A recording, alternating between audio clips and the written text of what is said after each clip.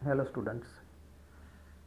Last lecture में हमने learn किया कॉन्ट्रैक्ट ऑफ गारंटी, जिसमें हमने देखा characteristic, definitions and difference between the contract of indemnity and the contract of guarantee. Now guarantee, ये जो ट्रांजैक्शन होता है इसमें तीन पार्टी होते हैं। श्योरिटी होता है, क्रेडिटर होता है, प्रिंसिपल डेटर होता है।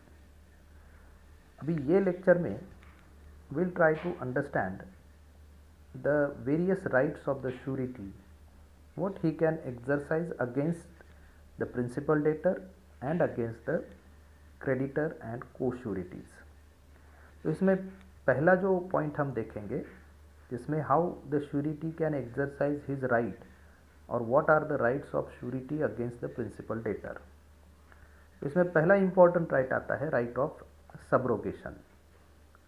तो राइट ऑफ सबरोगेशन जो section 140 of the Indian contract act में दिया गया है।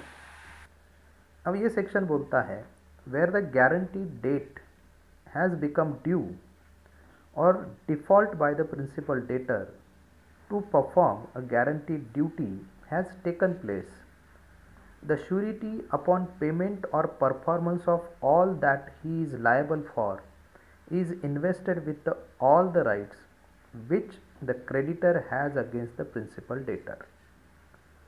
तो यहाँ पे क्लियरली बोला गया है कि जो गारंटी डेट है वो जब ड्यू हो जाती है या फिर जिसमें प्रिंसिपल डेटर डिफॉल्ट करता है इन द पेमेंट और in the performance of duty of that guaranteed debt, then in such circumstances surety, once he paid that guaranteed debt to the creditor, then he is invested with all the rights of the creditor। so जो right पहले creditor enjoy कर रहा था वो सारे right जो है वो श्योरिटी के पास आ जाते हैं, and that is called as the right of subrogation. तो यहाँ पे exactly position of surety now becomes the creditor.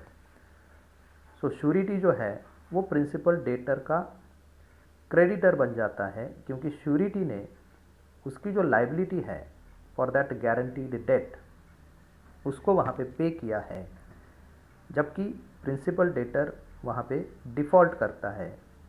He is not paid that guaranteed debt, and because of that the surety performed that duty and surety made the payment of that guaranteed debt to the creditor, and at that point surety itself invested or surety himself invested with all the rights of that creditor which is provided as per section 140 of the Indian Contract Act।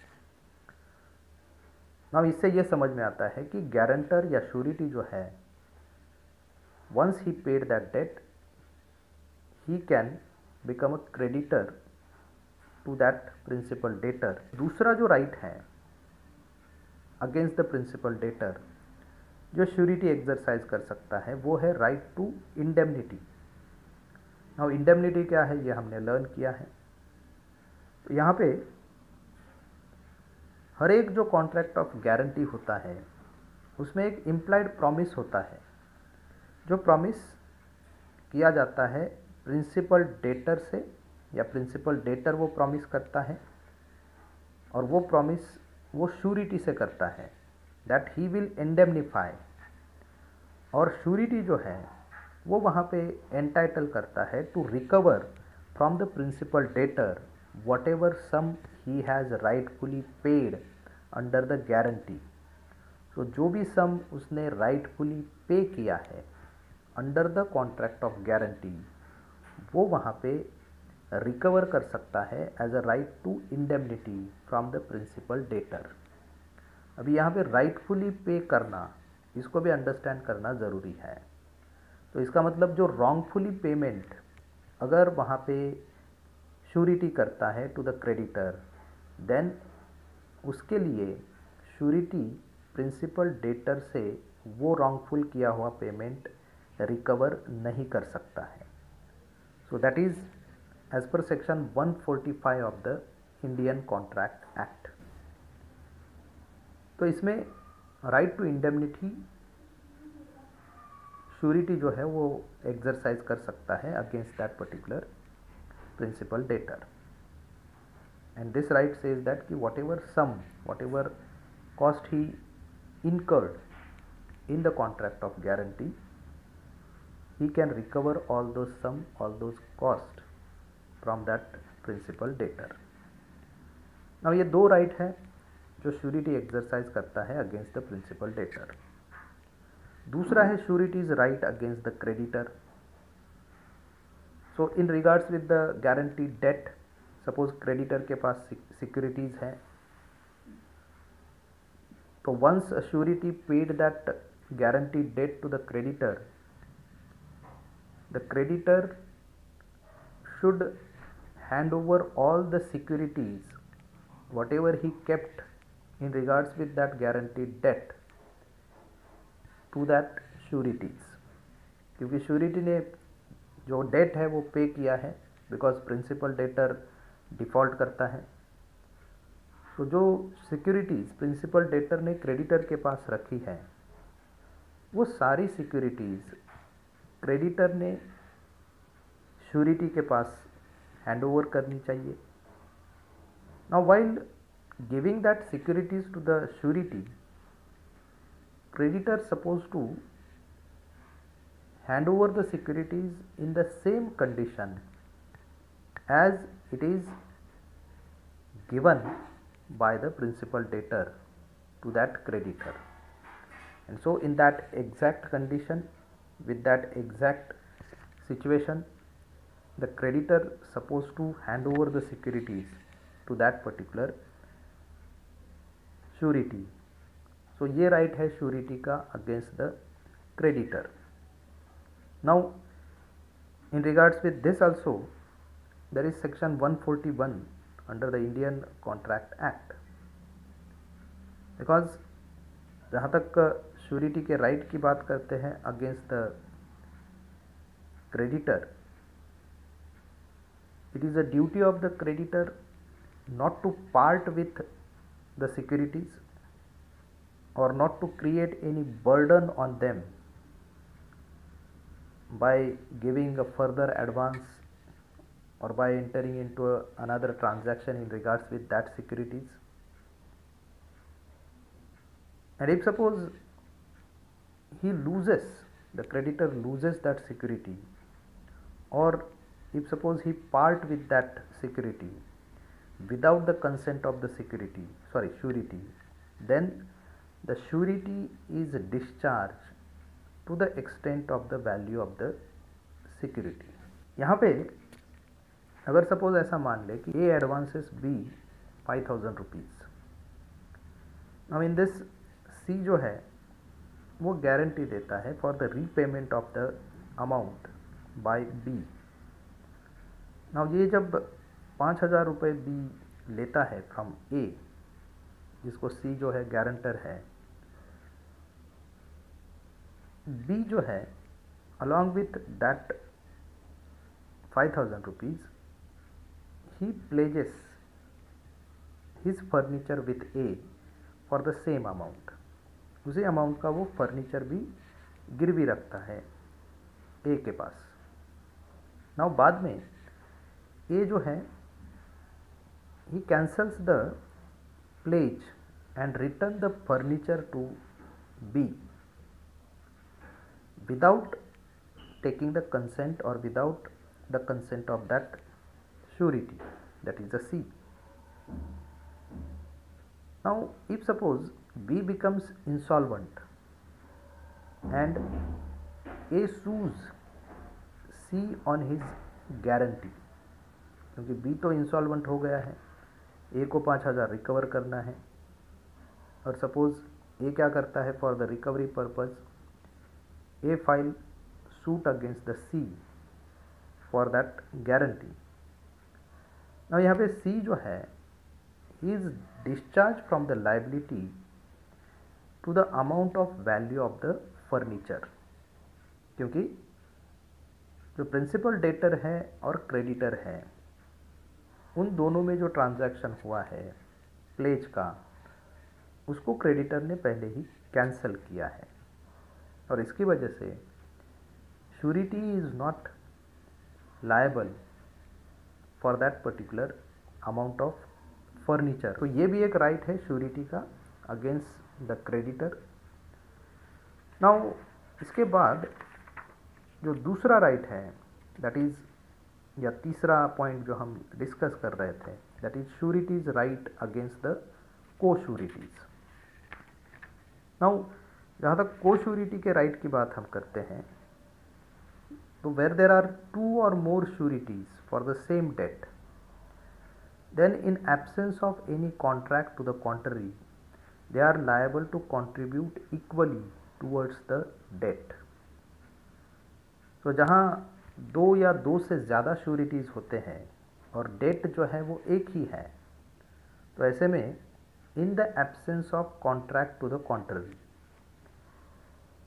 all the sureties are liable to contribute equally towards that particular debt, and this is provided in section 146 of the Indian Contract Act।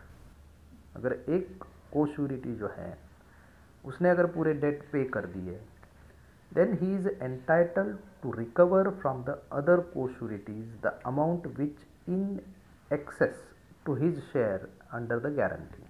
तो जैसे A B C जो है वो D को guarantee देते हैं for 3000 rupees, what D has paid to the E। Now E जो है अगर इसमें डिफ़ॉल्ट करता है तो एक पे करता है पूरा की पूरा 3000 रुपीज़ टू D। तो यहाँ पे रिस्पॉन्सिबिलिटी B और C की भी है to 1000 rupees, and A can recover that 1000 rupees each from B and C, and that is the right of surety against the को-श्योरिटीज। तो ये तीसरा पॉइंट हमें यहाँ पे समझना पड़ेगा। नाउ जैसे राइट है वैसे श्योरिटी की लाइबिलिटी भी है। तो श्योरिटी एक ऐसा बंदा है who undertakes to discharge the liability of the principal debtor if the principal debtor commits a default. तो अगर श्योरिटी जो है वो अंडरटेक करता है कि भाई मैं जो हूँ वो प्रिंसिपल डेटर की लाइबिलिटी लेता हूँ, और अगर प्रिंसिपल डेटर डिफ़ॉल्ट करता है तो I will pay that debt to that creditor. अब यहाँ पे जो लाइबिलिटी है श्योरिटी की वो कंसिडर की जाती है on equal footing with the principal debtor, and so under section 128 of the Indian Contract Act, section says that the liability of the surety is co-extensive। so ये word important है, the liability of surety is co-extensive with that of the principal debtor unless it is otherwise provided by the contract। so when we say unless it is otherwise provided by the contract, तो इसका मतलब है अगर वहाँ पे surety और principal debtor में कोई कॉन्ट्रैक्ट होता है कि जिसमें श्योरिटी एक लिमिटेड लाइबिलिटी अंडरटेक करना चाहता है, एंड टू दैट इफेक्ट वो वहाँ पे वैसे कॉन्ट्रैक्ट में मेंशन करता है कि I will be liable only up to the extent of 50,000 rupees.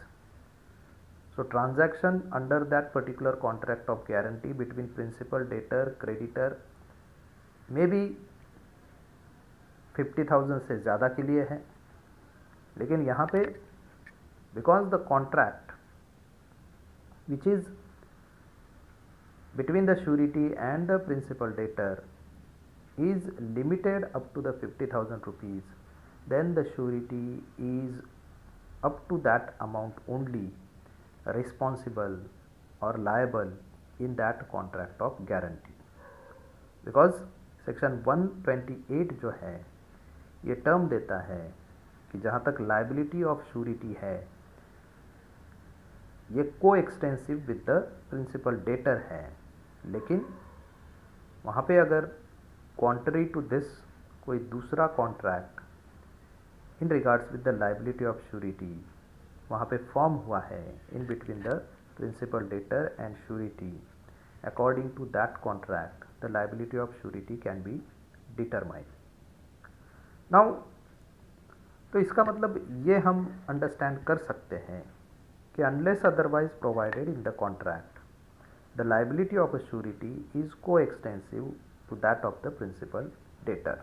क्योंकि हम अंडरस्टैंड करते हैं कि को एक्सटेंसिव लाइबिलिटी इसका मतलब दोनों एक ही टाइम पे लायबल है क्या, या पहले क्रेडिटर ने प्रिंसिपल डेटर को अप्रोच करना चाहिए फॉर दैट पेमेंट, और अगर प्रिंसिपल डेटर पे नहीं करता है then he suppose to approach to the surety.